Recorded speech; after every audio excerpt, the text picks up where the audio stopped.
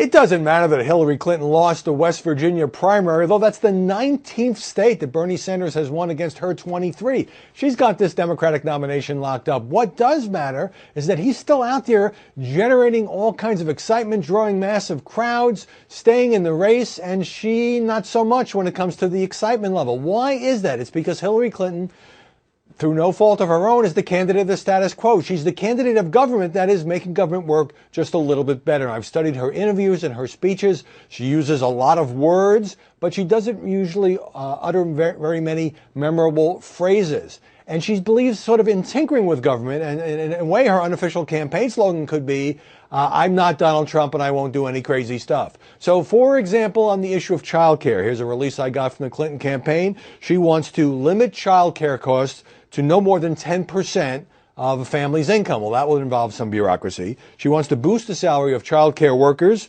by creating the Respect and Increased Salaries for Early Childhood Educators RAISE initiative. And then she wants to increase child care on campuses by spending another $235 million on the Child Care Access Means Parents in School program. And she would give student parents scholarships of up to $1,500 under the Student Parents in America Raising Kids or SPARK program.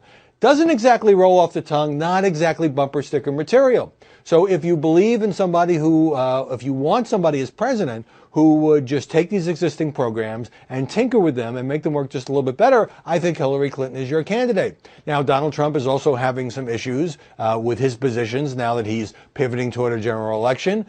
So, for example, he proposed massive tax cuts that by many estimates would cost $10 trillion over the next decade. Now he thinks that's a problem. He's called in a couple of conservative pundits to help him perhaps reduce the cost. But ultimately, Trump isn't running as the guy with all the government programs. He's running against government incompetence, Washington incompetence, the political establishment, the media establishment. Hillary Clinton is running as not Donald Trump, and she's running as, some say, President Obama's third term, and she believes in all these government programs.